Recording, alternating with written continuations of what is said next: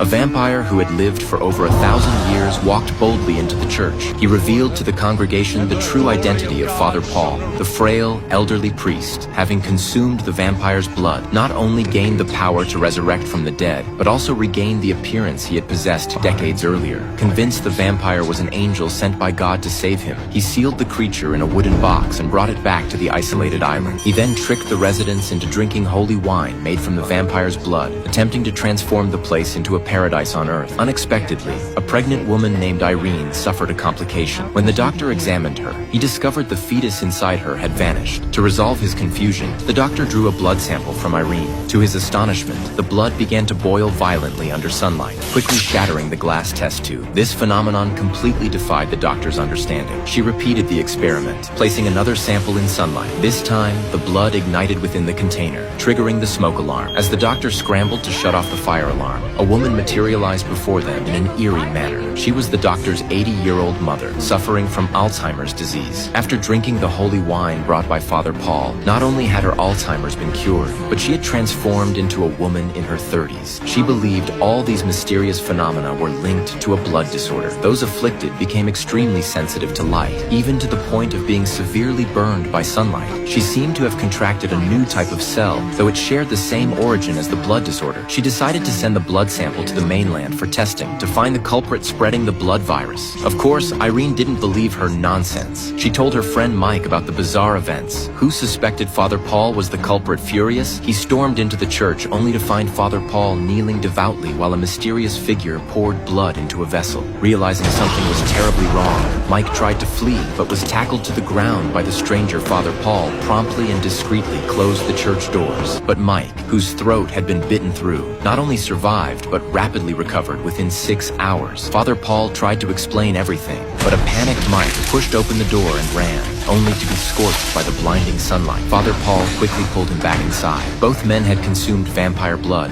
granting them the gift of immortality. Meanwhile, everyone in the church who had drunk the holy wine was undergoing a silent transformation. Mike naturally refused to believe the priest's claims. Father Paul summoned Keen, instructing him to place his neck before Mike. As Mike stared at the pulsing veins, he found himself utterly unable to suppress his body's blood hunger. Fortunately, the captain promptly slit his wrist to offer blood, sparing Mike from the torment of hunger. Father Paul called this impulse a miracle.